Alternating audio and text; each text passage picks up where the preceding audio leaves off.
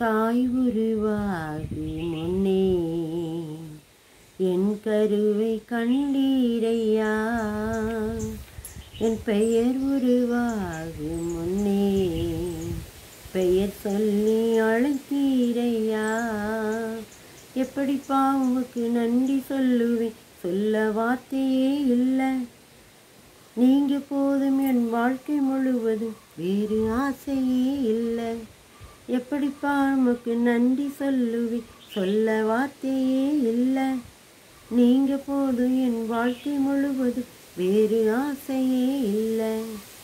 தாய் உருவாகு முன்னே என் கருவை கண்டீரையா, என் பெயர் உருவாகு முன்னே பெயர் சொல்லி அழைத்தீரையா.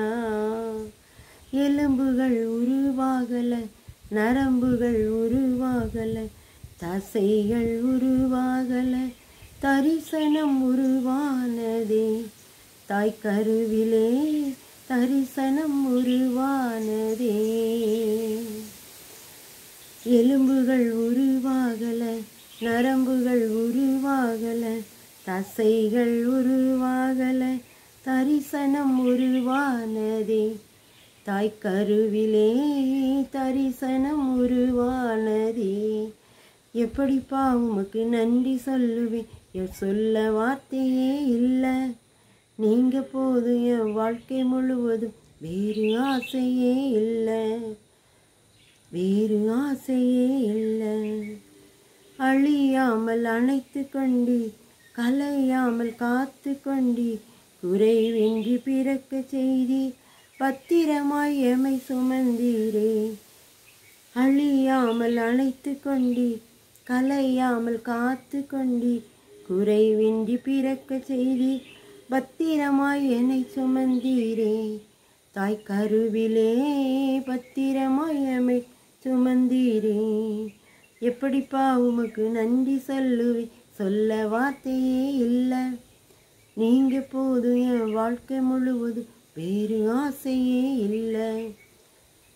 தாய் உருவாகு முன்னே என் கருவை கண்டீரையா, என் பெயர் உருவாகு முன்னே பெயர் சொல்லி அழைத்தீரையா. இந்த ஜூன் மாதத்திலும் கூட இயேசு கிறிஸ்து நாமத்தில் உங்களை வாழ்த்துகிறேன். ஜூன் மாதத்தில் கர்த்தர் நமக்கு தருகிற வாக்குத்தத்த வசனம் தெரியுமா? சங்கீதம் 139 அதிகாரம் 16 வசனம். என் கருவை உம்முடைய கண்கள் கண்டதே. இதான் இந்த மாதத்தின் வாக்குத்தத்தம். அந்த கருவை அவர் கண்கள் கண்டதுனால நாம் எப்படிப்பட்டவர்களாக இருக்கிறோம் என்பதை நாம் பார்க்க முடியும். நாம் இன்னும் பாதுகாக்கப்படுகிறோம். தாயின் கருவிலேயே நம்மை தெரிந்து கொண்ட கர்த்தர் நம்ம இன்னும் பாதுகாத்து கொண்டிருக்கிறார். அந்த வசனத்தை பார்த்தோம்னா 139 சங்கீதம் 16 வசனம். என் கருவை உடைய கண்கள் கண்டது, என் அவயவங்களில் ஒன்றாகிலும் இல்லாத போதும் அவைகள் அனைத்தும் அவைகள் உருவப்படும் நாட்களும் ஒரு புத்தகத்தில் எழுதியிருந்தது. முன்னக்குட்டியே அவர் என்ன செஞ்சார், நம்மை எல்லாவற்றையும் நமக்காக செய்து முடிச்சிட்டார். நம்முடைய அவயவங்களை ஒன்றும் இல்லாமல் இருக்கும்போது கூட அதை உருவ ஏற்படுத்துகிற நாட்களை கூட புத்தகத்தில் எழுதி வச்சுட்டாராம். உருவாக முன்னாலேயே பேர் சொல்லி அழைத்து, தாயின் கருவிலேயே நம்மை தெரிந்து கொண்டு பேர் சொல்லி அழைத்து இம்மட்டு பாதுகாத்த தகப்பனுக்கு நாம் நன்றி சொல்லுவேன். என் கருவை உடைய கண்கள் கண்டது. 1ஆம் வசனத்தை பார்த்தீங்கன்னா, நீ தேவனை கத்தாவே நீர் என்னை ஆராய்ந்து அறிந்திருக்கிறீர். அந்த தாயின் கருவிலேயே அவர் நம்ம தெரிந்து கொண்டதுனால அப்படியே என்ன நம்முடைய உள் உறுப்புகள், நம்முடைய அவயவங்கள் எல்லாம் உருவாகும் போதே அவருக்கு தெரியும். அது எப்படி உருவானது, அது எப்படி அந்த உருவேற்றப்பட்டது, அது எப்படி அவயவங்கள்லாம் சேர்க்கப்பட்டது, ஒன்றுமே இல்லாமல் இருக்கிறதுலேருந்து எப்படி அவர் உருவாக்கினார் என்பதைத்தான் நம்ம இந்த மாதத்தில் பார்க்க போகிறோம். நம்முடைய வாழ்க்கையில் கூட ஒன்றுமில்லாமல் இருந்து சகலத்தையும் உருவாக்குகிறவர் அவர். அவயவங்கள் எல்லாவற்றையும் அறிந்தவர். நம்முடைய உடலின் உள் உறுப்புகளெல்லாம் அவர் அறிந்தவர். ஆராய்ந்து நம்மை அறிந்தவர். நம்முடைய கருவிலேயே நம்மை கண்டவர். அவரை பற்றி நாம் இந்த நாளில் பார்த்து நாம் இப்படிப்பட்டவர்களாக இருக்க வேண்டும் என்று சொல்லி இந்த மாதத்தில் நாம் முழுவதும் பார்க்க போகிறோம். இந்த மாதம் முழுவதும் அவருடைய படைப்பின் மேன்மை அதிசயத்தை தான் நம்ம என்ன செய்ய போகிறோம், பார்க்க போகிறோம். முதலாவது சொல்கிறாரு, என் கருவை உடைய கண்கள் கண்டது. கருவிலே அவர் நம்மை தெரிந்து கொண்டார். தாயின் கருவிலே ஒரு கரு பாருங்கள், ஒரு நுண்ணிய அளவு, கண்டிக்க விட நுண்ணிய அளவு, அந்த கருவில் இருந்து அவர் அப்படி ஒரு மனிதனை உருவாக்கி அதில் அவனுக்கு முடி, தலை, கை, கால், எலும்புகள், நரம்புகள், தசைகள் எல்லாத்தையும் உருவாக்க ஒரு குழந்தையாக உருவாக்குறாரு. இந்த தாயின் கருவில் இருக்க அந்த குழந்தை எப்படி உருவானதுன்னு ஆச்சரியமாக இருக்கும். அதான் அவர் சொல்வார் 14ஆம் வசனத்தில், நான் பிரமிக்கத்தக்க அதிசயமாய் உண்டாக்கப்பட்டபடியால் தாயின் கருவிலேயே என்னை தெரிந்து கொண்டார். நான் பிரமிக்கத்தக்க அதிசயமாய் உண்டாக்கப்பட்டபடியால் உம்மை துதிப்பேன். நான் பிரமிக்கத்தக்க அதிசயமாய் உண்டாக்கப்பட்டபடியால் உம்மை துதிப்பேன். தாவீது அப்படித்தான் கருவிலேயே ஆண்டவர் தெரிந்து கொண்டார். தாயின் கருவிலே இருக்கிற தாவீதை தெரிந்து கொண்டார். 130ஆம் சங்கீதம் தாவீதின் அதாவது தாவீதை அவர் என்ன செய்தார், ராஜாவாக வைத்தார். தாவீதை தாயின் கருவிலே தெரிந்து கொண்டு ராஜாவாக உயர்த்தினார். தாவீது பிறக்கும்போது பார்த்திங்கன்னா அவங்க அம்மாவுக்கும் அப்பாவுக்கும் சரியான நினைவு கிடையாது, சரியான ஒருவருக்கு புரிந்து கொள்ளுதல் கிடையாது. ஆனால் அந்த நேரத்தில் தாவீது உருவாக்கப்பட்டார். தாவீதை கருவிலேயே ஆண்டவர் கண்டார். கண்டு அவரை வெளியில் கொண்டு வந்து அவரை ஆடுகளை மேய்ப்பவனாக வைத்து மந்தையை மேய்க்கிறவனாக மாற்றி கர்த்தருடைய பிள்ளைகளை மேய்க்கத்தக்க ராஜாவாக மாற்றினார் என்று சொல்லி நம்ம பார்க்குறோம். சாதாரண ஒரு மனிதனாக இருந்த ஒரு ஆடு மேய்க்கிறவனாக இருந்த அவனை ராஜாவாக உயர்த்தினார். அந்த கருவிலேயே அவனை தெரிந்து கொண்டு உயர்த்தினார் என்று சொல்லி பார்க்குறோம். அதே மாதிரி தான் ஆதியாகமம் 30 அதிகாரம் 22, 23 வசனங்களில் பார்த்திங்கன்னா, ராகேல் குழந்தை இல்லாமல் இருப்பாள். ராகேலை தேவன் எடுத்தள்ளினார். அதனால் அவளுக்கு என்ன செய்தா, அவள் குழந்தை உண்டாகுதா. அங்கே அவள் யாரை பெறுதான்னு யோசிக்க பெறுதார். அந்த யோசேப்பு தாயின் கருவிலேயே தெரிந்து கொண்ட ஒரு மகன். அந்த யோசேப்புடைய வாழ்க்கையை பாருங்கள், அவனும் இப்படி தான். ஆரம்ப காலங்களில் ரொம்ப கஷ்டப்பட்டாலும் அவன் தாயின் கருவிலேயே தெரிந்து கொள்ளப்பட்டவனாக இருந்ததுனால ராஜ்யத்தில் அதிபதியாக ராஜாவுக்கு 2வதாக உயர்த்தினார் என்று சொல்லி பார்க்குறோம். எல்லாரையும் போஷிக்கிறவனாக மாற்றினார். எல்லாருக்கும் என்ன செய்தார், வரவழைத்து சகோதரர்களை எல்லாம் வரவழைத்து அவர்களுக்கு போஷித்தார், அவர்களை தங்க வைக்க இடம் கொடுத்தார், அவர்களை பாதுகாத்தார், அவர்களை பராமரித்தார். நீங்கள் என்னை துன்பப்படுத்தினால நீங்கள் கஷ்டப்பட வேண்டாம். அது கர்த்தருடைய சித்தம். இன்னும் உங்களை போஷிப்பதற்காக தான் கர்த்தர் முன்னக்குட்டி எங்கே அனுப்பினார் என்று சொல்லி ஒரு பரந்த மனப்பான்மையோடு அவர்களை பாதுகாத்தான். அதான் யோசேப்பு தாயின் கருவிலேயே தெரிந்து கொள்ளப்பட்டதுனால அவன் என்ன செய்தான், அதிபதியாக உயர்த்தப்பட்டார். அதே மாதிரி 1 சாமுவேல் 1ஆம் அதிகாரம் 20ஆம் வசனத்தில் பார்த்தீங்கன்னா, 1 சாமுவேல் 1ஆம் அதிகாரம் 20ஆம் வசனத்தில் சாமுவேல் தீர்க்கதரிசி சாமுவேலை அன்னாள் குழந்தை இல்லாமல் ரொம்ப அழுதுகிட்ருப்பாள். ஆனால் அவளுக்கு கர்த்தர் ஒரு குழந்தையை என்ன செய்வார், கற்பத்தை அழைச்சவர் அவர் தான். ஆனால் திறந்து ஒரு கருவை உருவாக்கி கொடுத்தார். அதுக்கு சாமுவேல் என்று பெயரிட்டார்கள். அந்த சாமுவேல் ஒரு தீர்க்கதரிசியாக வைக்கப்பட்டார். அந்த அன்னாளுடைய கருவிலேயே கர்த்தரின் கண்கள் அந்த கருவை கண்டதுனால தீர்க்கதரிசியாக உயர்த்தப்பட்டார் என்று சொல்லி நம்ம என்ன செய்கிறோம், பார்க்குறோம்.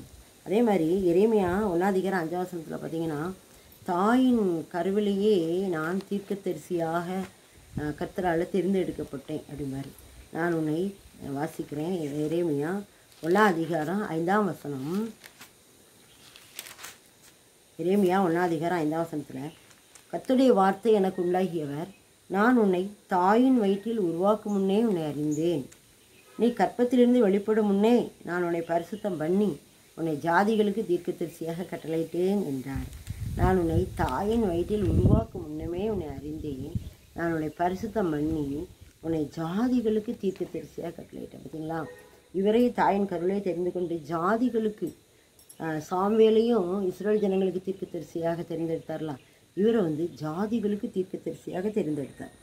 தாயின் கருவிலே அவர் தேர்ந்தெடுக்கப்பட்டார். நம்ம இப்போ பார்த்தோம்ல, ஒவ்வொருவரும் தாவீது, யோசேப்பு, எரேமியா, சாமுவேல் எல்லாரும் தாயின் கருவிலேயே தேர்ந்தெடுக்கப்பட்டு உயர்த்தப்பட்டார்கள் என்று சொல்லி நம்ம பார்க்கணும். கருவிலே தாயின் கருவிலே உருவான நாள் முதலா கண்மணி போல காத்து வந்தீரே, என்ன தவம் செய்தேனே தெரியலையே, இவ்வளவாய் அன்பு வைத்தீரே, என்ன தவம் செய்தேனோ தெரியலையே, என்னில் இவ்வளவாய் அன்பு வைத்தீரே என்று சொல்லி பக்தன் பாடுவார். தாயின் கருவிலே என்னை தெரிந்து கொண்டீங்க, நான் என்ன தவம் செய்வேனோ, என்னை நீங்கள் தெரிந்தெடுத்து கண்மணி போல இதுவரைக்கும் காத்து வந்தீங்க சொல்லி ஒரு அருமையான பக்தன் பாடுகிறார். தாயின் கருவிலே தெரிந்து கொண்டவர், நான் உன்னை ஏந்தினேன், சுமப்பேன், தப்புவிப்பேன் என்று சொல்லி இதுவரைக்கும் நம்மை தப்புவித்து பாதுகாத்து உயர்த்தி வச்சிருக்கிறார்களா. எவ்வளோ பெரிய ஆண்டவர் நம்முடைய ஆண்டவர். தாயின் கருவிலேயே நம்ம தெரிந்தவர். என் கருவை என்னுடைய கண்கள் கண்டதே. தாயின் கருவிலேயே நம்மை அவருடைய கண்கள் கண்டதுனால தான் இதுவரைக்கும் நம்ம என்ன செய்யணும், ஜீவனோடு உயிரோடு பலத்தோடு ஆண்டவருக்கு பிள்ளைகளாக ஜீவித்து கொண்டிருக்கிறார். நாம் அவருடைய பிள்ளைகளாக நாம் மாறுவதற்கு இன்னும் நாம் என்ன செய்ய வேண்டும், எப்படி நடக்க வேண்டும், இன்னும் அவரிடத்தில் இன்னும் அவரிடத்தில் கற்றுக்கொள்ள வேண்டும். தாயின் கருவிலை நம்ம தெரிந்து கொள்ளாரே, அவர் நம்ம எப்படி நடத்துவார் என்று சொல்லி ஒப்பு கொடுத்து ஒவ்வொரு நாளும் அவருடைய பாதத்தில் உட்கார்ந்து நாம் கற்றுக்கொள்ள வேண்டும். கண்மணியை போல என்னை காத்தரில் என் சாதகத்தை செய்வார்.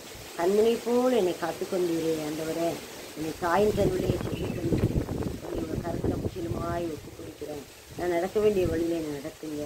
என்னை உங்களுடைய தீர்க்கதரிசியாக, என்னை உங்களுடைய ஜனங்களுக்கு அதிபதியாக, என்னை ஜாதிகளுக்கு தீர்க்கதரிசியாக, என்னை ராஜாவாக நீ உயர்த்துவி என்று சொல்லி நான் விசுவாசிக்கிறேன் என்று சொல்லி நாம் ஒவ்வொருவரும் கர்த்தருடைய பாதத்தில் நம்மை அர்ப்பணிப்போம், ஒப்பு கொடுப்போம். இரண்டாவதாக பார்த்தீங்கன்னா, அதாவது ஒன்றும் இல்லாமலிருந்து சகலத்தை உருவாக்குனவர். எப்படின்னா, என் தாயின் கற்பத்தில் என் கருவை என்னுடைய கண்கள் கண்டதே, என் அவயவங்களில் ஒன்றாகிலும் இல்லாத போதே. அந்த கருவில் பார்த்தீங்கன்னா ஒன்றுமே இல்லை, அவயவம் எதுவும் இல்லை, கை இல்லை, கால் இல்லை, தலை இல்லை, நகம் இல்லை, முடி இல்லை, ஒன்றுமே இல்லை. ஆனால் அந்த ஒன்றுமே இல்லாமல் இருக்கும்போதே ஆண்டவர் நிற்கிறார், உருவாக்கிறார். ஒன்றுமில்லாமல் இருந்த என்னை கைப்பிடித்து நடத்தும் பேரன்பு. இது பாடினது போல் ஒன்றுமில்லாமல் நம்ம இருந்தோம், நம்மை கைப்பிடித்து நடத்தி நம்மளை அற்புதமாக மாற்றின தகப்பன் நம்முடைய தேவன். யோவானில் கூட 2ஆம் அதிகாரத்தில் பார்த்திங்கன்னா, காணாமூரில் அந்த திராட்சரசம் தண்ணி வெறும் தண்ணீராக, அந்த ஜாடி வெறும் ஜாடியாக ஒன்றுமில்லாமல் இருந்து ஒரு ருசியான திராட்சரசத்தை உருவாக்கினார்ல. அப்படிப்பட்ட தேவன் தான் நம்முடைய தேவன். ஒன்றுமில்லாமல் இருந்து சகலத்தை உருவாக்குகிறவர். அவயவங்கள் இல்லாமல் இருக்கும்போதே உருவாக்கப்பட்டது, ஒன்றொன்றாக உருவாக்கப்பட்டது. 136:16 சொல்கிறார், என் அவயவங்களில் ஒன்றாக இல்லாத போதே அவைகள் அனைத்தும் உருவேற்கப்பட்டது. ஒன்றுமே இல்லை, அந்த அவயவம் எல்லாம் உருவாக்கப்பட்டது. அதே மாதிரி வனாந்திரமான இடத்தை வயல்வெளியாக மாறச் செய்வார். ஏசாயா 35:1 வனாந்திரம் வறண்ட நிலம் மகிழ்ந்து களி கூர்ந்து புஷ்பத்தை போல செழிக்கும் அப்படின்னு சொல்லப்பட்டிருக்கும். 43:19 பார்த்தீங்கன்னா, ஏசாயா 43:19 வனாந்திரத்தில் நான் என்ன செய்வேன், வழியே தண்ணீரில் ஆறுகளை உண்டாக்குவேன், வனாந்திரத்தில் வழியை உண்டாக்குவேன், அவாந்திர வெளியில் ஆறுகளை உண்டாக்குவேன் என்று சொல்லி அவர் நமக்கு ஒன்றுமில்லாத இடத்துல ஆசீர்வாதத்தை கட்டளையிட்டார். நம்முடைய வாழ்க்கையில் அவர் அப்படித்தான், ஒன்றுமே இருக்காது நமக்கு, ஆனால் செழிப்பே கட்டளையிடுவார். பிற ஜாதிகள் மத்தியில் ஒன்றுமில்லாதவர்கள் போல நாம் இருந்தாங்க, சகலத்தையும் உடையவர்களாக எங்களை விளங்க பண்ணுகிறோம் என்று பவுல் சொல்லுவார்லாம். அதே போல் கர்த்தர் நம்மை ஒன்றும் இல்லாமல் இருந்தும் சகலத்தையும் உருவாக்கினவர்களாக நம்ம என்ன செய்கிறார், மாற்றுகிறார். நம்ம அப்படிப்பட்டவர்களாக இருக்கிறோம். ஆனாலும் கர்த்தர் நம்முடைய ஒன்றுமில்லாமல் இருந்து எல்லாவற்றையும் உருவாக்குறாரு, நிரப்புகிறாரு, அலங்கரிக்கிறாரு, ஆசீர்வதிக்கிறாரு. நாம் அவரிடத்தில் நம்மை வெறுமையாக ஒப்பு கொடுக்கும்போது நம்மை பூரணமாக மாற்றுகிறார். நாம் அவரிடத்தில் நம்மை ஒப்பு கொடுப்போம். அப்பா, நான் வெறுங்கையாக வந்திருக்கேன், வெறுமையாக வந்திருக்கேன், வெறும் பாத்திரமாக இருக்கேன், என்ன நீங்கள் மாற்றி, என்ன நீங்கள் ஆண்டவரை உணர்வுள்ளவளாக மாற்றி என்னை உயிர்ப்பீங்க, என்னை ஆசீர்வதின்னு ஒப்பு கொடுப்போம். ஆண்டவர் நிச்சயமாகவே ஆசீர்வதிப்பார். அப்புறம் அடுத்தது பார்த்திங்கன்னா, உருவேற்படும் நாட்கள் எழுதப்பட்டு இருந்தது. அவைகள் உருவேற்படும் நாட்களும் ஒரு புஸ்தகத்தில் எழுதி இருந்தது. பார்த்தீங்களா, கருவை கண்டாராம், அது ஒன்றுமே இல்லை அவயவங்களில், ஆனால் அவைகள் உருவேற்படும் நாட்கள் ஒரு புஸ்தகத்தில் எழுதி இருந்தது. அந்த கரு பிடிச்சி 10 மாதம் அந்த தாய் சுமக்கிறா, அந்த உள்ளாகிற எல்லா மாற்றங்களும் அவருடைய புஸ்தகத்தில் எழுதி இருந்ததாம். இன்றைக்கி எழுதி இருக்கிறது இல்லை, எழுத போகிறதும் இல்லை, எழுதி இருந்தது. ஏற்கனவே நம்மை பற்றி அவர் என்ன செய்தார், எல்லாமே எழுதி வச்சுட்டார். நாம் எந்த இடத்துல இருக்கணும், எந்த இடத்துல நாம் ஜீவிக்கணும், யாரோட பிள்ளையாக இருக்கணும், யாரோட மனைவியாக இருக்கணும், எந்த பிள்ளைகளுக்கு தகப்பன் தாயாக இருக்கணும் அப்படின்னு சொல்லி நம்ம அவர்களுக்கு முன் குறித்திருக்கிறார். ரோமர் 8:29-30 வசனத்தில் நம்ம பார்த்தோம்னா ஒரு அருமையான வசனம் இருக்குது. ரோமர் 8:29-30 அந்த வசனங்களில் வாசிக்கிறேன். ரோமர் 8:29-30 தம்முடைய குமாரன் அநேக சகோதரர்களும் முதற் பேரனாக இருக்கும் பொருட்டு தேவன் எவர்களை முன்னறிந்தாரோ அவர்களை தமது குமாரனுடைய சாயலுக்கு ஒப்பாயிருப்பதற்காக முன் குறித்திருக்கிறார். எவர்களை முன் குறித்தாரோ அவர்களை அழைத்தும் இருக்கிறார். எவர்களை அழைத்தாரோ அவர்களை நீதிமான்களாக்கியும் இருக்கிறார். எவர்களை நீதிமான்கள் ஆக்கினாரோ அவர்களை மகிமைப்படுத்தியும் இருக்கிறார். சரிங்களா? அவர் நம்மை முதல்ல என்ன செய்தார்னா முன் குறிக்கிறார், அப்புறம் அழைக்கிறார், ரெண்டாவது நீதிமான் ஆக்குகிறார், அப்புறம் மகிமைப்படுத்துகிறார். முன் குறிக்கிறார், அழைக்கிறார், நீதிமான் ஆக்குகிறார், மகிமைப்படுத்துகிறார். இதெல்லாம் ஏற்கனவே எழுதப்பட்டது, ஏற்கனவே திட்டமிடப்பட்டது, ஏற்கனவே முன்குறித்து விட்டார். ஏற்கனவே நம்ம என்ன செய்கிறார், அழைக்கிறதுக்காக முன்குறித்து விட்டார். அதுக்கு பிறகு என்ன செய்கிறார், நீதிமான்களாக்குதார், அப்புறம் மகிமைப்படுத்துகிறார். கர்த்தர் யாரையெல்லாம் அழைத்திருக்கிறார் அவர்களை மகிமைப்படுத்தியும் இருக்கிறார். அன்றியும் அவருடைய தீர்மானத்தின்படி அழைக்கப்பட்டவர்களாய் அவரிடத்தில் அன்பு கூறுகிறவர்களுக்கு சகலமும் நன்மைக்கு எதுவாகவே நடக்கிறது. நமக்கு நடக்கிற ஒவ்வொரு காரியங்களும் நன்மைக்கு எதுவாகத்தான் நடக்கிறது. எல்லாமே திட்டமிடப்பட்டாச்சு. எல்லாவற்றையும் திட்டமிட்டுட்டார். நம்மை குறித்த எல்லாவற்றையும் அவர் திட்டமிட்டு விட்டார். நாம் எந்த இடத்துல இருக்கணும், எங்கே படிக்கணும், எந்த இடத்துல நமக்கு வாய்ப்புகள், வசதிகள், கிருபைகள் எல்லாம் கிடைக்கி எல்லாம் அவர் முன்குறித்து திட்டமிட்டு வச்சுட்டார். ஆனால் நாம் என்ன செய்தோம்னா அவருடைய முன் குறித்திருக்கிறத அறிந்து கொள்ளாமல், அவருடைய அழைப்பை அறிந்து கொள்ளாமல் நம்மளை புலம்பிக்கிட்டு இருக்கோம். என்ன செய்யுமோ, எப்படி ஆகுமோ, என் பிள்ளைக்கு எப்படி ஆகுமோ, எனக்கு எப்படி ஆகுமோ, ஏன் எதிர்காலம் எப்படியோ அப்படின்னு சொல்லி புலம்பிக்கிட்டு. ஆனால் ஆர்டர் சொல்கிறாரு, நான் எல்லாத்தையும் திட்டம் பண்ணிட்டேன், முன் குறிச்சிட்டேன், நான் உன்னை அழைச்சிட்டேன், உன்னை நீதிமன்றம் ஆக்கிட்டேன், உன்னை மகிமைப்படுத்தி விட்டேன். இவ்வளோ அவர் கையில் இருக்குது, காலங்கள் அவர் கருத்தில் இருக்குது. நம்ம என்ன செய்வார், அவர் அழைத்தவர் நடத்துவார், அழைத்தவர் நடத்துவார், ஆச்சரிய வழி தனிலே அப்படின்னு ஒரு பாடல். நம்ம அழைத்துறது அதிசயமும் ஆச்சரியமாக இருக்கும். அவர் அப்படிப்பட்ட தேவன். நாம் அவரிடத்தில் நம்மை ஒப்புக் கொடுக்கும்போது அவர் நிச்சயமாகவே நம்மை ஆசீர்வாதத்தின் பிள்ளைகளாக மாற்றுகிறார். இன்னைக்கு கூட என்ன பார்த்தோம் அப்படின்னா, என் கருவை என்னுடைய கண்கள் கண்டதே,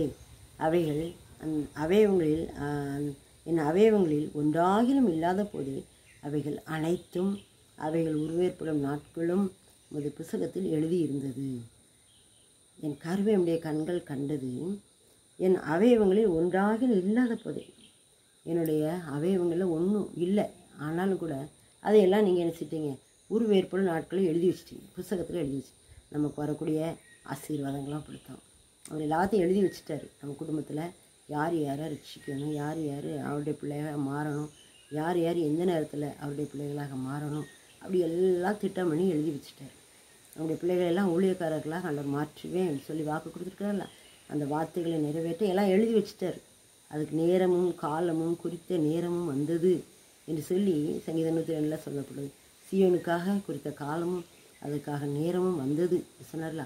அதே போல் நம்முடைய வாழ்க்கையில், நம்ம பிள்ளைகளுடைய வாழ்க்கையில் நிச்சயமாகவே ஆசீர்வாதத்தை குறித்து வைத்து விட்டார். எல்லாத்தையும் முன்னக்கூட்டியே கருவிலேயே தேர்ந்தெடுத்து எல்லாவற்றையும் நமக்காக எழுதி வச்சுட்டார், திட்டமிட்டு வச்சுட்டார், புஸ்தகத்தில் எழுதி வச்சுட்டார். நாம் அதுக்காக என்ன செய்யணும், நன்றி செலுத்தணும். நாம் ஜெபிக்க வேண்டிய விதை அப்படின்னா, தாரும் தாரும் தாரும்னு கேட்கணும்.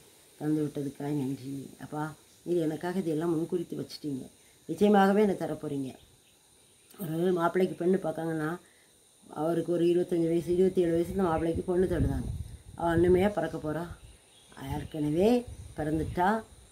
ஆண்டவர் சொன்ன மாதிரி அவருடைய விழா எலும்பு எந்த இடத்துல இருக்குதுன்னு தெரியல. ஆண்டவர் காட்டுவார், ஏற்ற வேளையில் அதை காட்டுவார், உடனே திருமணம் நடக்கும் தான். அவர் எல்லாத்தையும் அந்தந்த நேரம் முன்கூட்டியே திட்டமிட்டபடி நமக்காக எல்லாத்தையும் செய்து முடிச்சிட்டார். வானத்தையும் பூமியையும் படைத்த சர்வ வல்லமையுள்ள தேவன் எல்லாவற்றையும் படைச்சிட்டு தான் மனிதனை படைத்தார். 5 நாட்களும் அவளுக்கு தேவையான எல்லாத்தையும் படைச்சிட்டு 6ஆவது நாள் தான் மனிதனை படைத்தார். எவ்வளோ அதிசயமான தேவன் பார்த்தீங்களா? நாம் அவருடைய கருவை, நம்முடைய கருவை அவருடைய கண்கள் கண்டது. நம்முடைய அவயவங்களில் ஒன்றாகி இல்லாத போதே அவைகள் அனைத்தும் அவைகள் உருவேற்படும் நாட்களும் ஒரு புத்தகத்தில் எழுதி இருந்தது என்று சொன்ன வார்த்தையின்படி அவர் என்ன செய்கிறார், எழுதி வச்சுட்டாரு. அதை நாம் விசுவாசிப்போம், பெற்றுக்கொள்ளுவோம். ஆமென். ஜெபிப்போம். அப்பா அவங்களுக்கு நன்றி செலுத்துகிறேன். அப்பா அந்த வேளையில் ஆண்டவரே இந்த வசனத்தை தியானிக்கும்படியாக நீர் கொடுத்த கிருபைக்காக நன்றி. தாயின் கருவிலே எங்களை தெரிந்து கொண்டீர். என் கருவை உடைய கண்கள் கண்டதே என்று சொல்லி தவிர சொன்னார். என் அவயவங்களில் ஒன்றாகி இல்லாத போதே அவைகள் அனைத்தும் அவைகள் உருவேற்படும் நாட்களும் ஒரு புத்தகத்தில் எழுதி இருந்தது சொல்வார். எல்லாவற்றையும் எழுதி வச்சுட்டீங்க. கர்த்தர் எனக்காக யாவையும் செய்து முடிச்சிட்டீங்க. நாங்கள் விசுவாச அறிக்கை பண்ணுறோம். எங்களை தாழ்த்தி ஒப்பு கொடுக்கிறோம். இந்த மாதத்தில் புதிதாக அன்றவரை கல்வி கற்க போகும் பிள்ளைகளுக்காகவும், காலேஜில் சேரப்போகும் பிள்ளைகளுக்காகவும், புதிதாக கல்வி கற்க போகும் பிள்ளைகளுக்காகவும், படிக்கிற அனைத்து பிள்ளைகளுக்காகவும் ஆண்டவரை அவங்களுடைய எல்லா தேவைகளும், அவங்களுடைய பெற்றோர்களுடைய தேவைகள் சந்திக்கப்படவும் அப்பா உம்முடைய கருத்தில் ஒப்பு கொடுக்கிறோம். என்னென்ன ஆசீர்வாதங்களுக்காக காத்து கொண்டு இருக்கிறாங்களோ எல்லா ஆசீர்வாதங்களும் இயேசுவின் நாமத்தினால அவங்களுக்கு கொடுத்து ஆசீர்வதிங்கப்பா. ஒப்பு கொடுக்கிறோம். எங்களை முன்குறித்து என்னை அழைத்து திட்டம் பண்ணி செய்து முடித்து அதற்காக நன்றி செலுத்துகிறேன். ஒப்பு கொடுக்கிறோம். இந்த வேலையை ஆசீர்வதித்தாங்க, தந்தீங்க, நன்றி செலுத்துகிறேன். இந்த மாதம் முழுவதையும் பொறுப்பெடுத்து நடத்தி ஆசீர்வதிங்க. நடக்க வேண்டிய நல்ல காரியங்களை, நடக்க வேண்டிய நல்ல கிருபைகளை இந்த மாதத்தில் எங்களுக்கு தந்து எங்களுடைய கருவையே உடைய கண்கள் கண்டது. தாயின் கருவிலே உன்னை ஏந்தினேன், சுமந்தேன், தப்புவித்தேன் அப்படி சொன்ன வார்த்தையின்படி எங்களை இதுவரைக்கும் நடத்திக்கிட்டு இருக்கீங்க. அதற்காக நன்றி செலுத்துகிறேன். ஒப்பு கொடுக்கிறேன் இயேசுவின் மூலம். ஆமென். சோத்திரம். இந்த நாளில் கூட இந்த செய்தியை கொடுப்பவர் கர்த்தர் கிருபை செய்தார். நான் இருந்து செய்தி கொடுக்குற இடம் என்ன இடம் அப்படின்னா, மோகன் ரெசார்ட்ஸ் அப்படின்ட்டு மேக்கரை என்ற ஒரு கிராமத்தில் இருக்குது. இதில் நிறைய சுற்றுலாத்தலம் மாதிரி நிறைய பேர் இங்கே அருவி இருக்குது. நிறைய பேர் இங்கே என்ன செய்வாங்க, தங்கி தங்களுடைய விடுமுறை நாட்களை தங்களுடைய பிள்ளைகளோடு கழித்து செல்வார்கள். ரொம்ப அருமையான அமைதியான இடம். நீங்களும் கூட அந்த இடத்துல தங்கியிருந்து நீங்கள் சந்தோஷமாக இருக்கிறதுக்கு விரும்பினால் நீங்கள் என்ன செய்யுங்க, இந்த என்னை இந்த டெலிஃபோன் எல்லாம் கூட நான் என்னுடைய இந்த யூடியூப் பக்கத்தில் நான் கொடுக்குறேன். நீங்கள் அவங்கள்ட்ட கேட்டு தெரிஞ்சுக்கோங்க. சமயம் கிடைக்கும்போது தங்குங்க. ரொம்ப அருமையான இடம். இங்கேயே உங்களுக்கு சகல வசதிகளை அவங்க செய்து தருவாங்க. அருவி உள்ளேயே இருக்குது, குளிச்சுக்கலாம். சாப்பாடு வேணால் செய்து தந்துடுவாங்க. நீங்கள் இங்கே இருந்துட்டு பக்கமாக குற்றாலம் மற்ற பகுதிகள் போய் வரலாம். நீங்கள் வேணால் அந்த இடத்தினுடைய நம்பரை நான் என்னுடைய இந்த இதில் டிஸ்ட்ரிபியூட் கொடுக்குறேன். நீங்கள் பார்த்து அதையும் அதன்படி நீங்கள் ஆசீர்வாதத்தை பெற்று சொல்லுங்கள். இவங்க ஒரு தேவ பிள்ளைகள், பக்தி உள்ள தேவ பிள்ளைகள் குடும்பமாக இருந்து இந்த இடத்துல அந்த காரியங்களை செய்துக்கிட்டுருக்காங்க. அவங்களுக்காகவும் ஜெபித்து கொள்ளுங்கள். அவங்களுடைய எல்லா காரியங்களுக்காகவும் ஜெபித்து கொள்ளுங்கள். வர விரும்பினால் நான் கொடுக்குற அந்த ஃபோன் நம்பரில் நீங்கள் காண்டாக்ட் பண்ணுங்கள். கர்த்தர் நிச்சயமாகவே பெரிய காரியங்களை செய்வார். ஆமென். என்னுடைய இந்த செய்தியை யூடியூப்லேயும் இன்ஸ்டாகிராமில் நான் போடுவேன். நீங்கள் கேட்டு உங்களுடைய பதில்களை, உங்களுடைய கமெண்ட்டுகளை அனுப்புங்க. ஆசீர்வதிக்கப்பட்ட பிள்ளைகளாக இருக்க உங்களை வாழ்த்துகிறேன். இயேசுவின் நாமத்தில் உங்களை வாழ்த்துகிறேன். தாயின் கருவிலேயே தெரிந்து கொண்ட தகப்பன் ஒரு நாளும் ஒருபோதும் நம்மை கைவிடாமல் பாதுகாப்பார். நம்முடைய கருவை அவருடைய கண்கள் கண்டது. அதனால் நான் உயர்த்தப்படுகிறோம். அதே போல் ஒன்றுமில்லாமல் சகலத்தையும் உருவாக்கி நம்மை ஆசீர்வதிக்கிறார். அதுபோல் அது அவயவங்களில் ஒன்றும் இல்லைன்னா கூட அது உருவேற்படும் நாட்கள் கூட அவருடைய புத்தகத்தில் எழுதி வைக்கப்பட்டிருந்தது அப்படின்னு பார்க்குறோம். இந்த வசனங்களை தியானித்து இன்னும் நீங்கள் அதிகமாக ஆண்டவர் பற்றி அறிந்து கொள்ளுங்கள். இயேசுவின் மூலம்.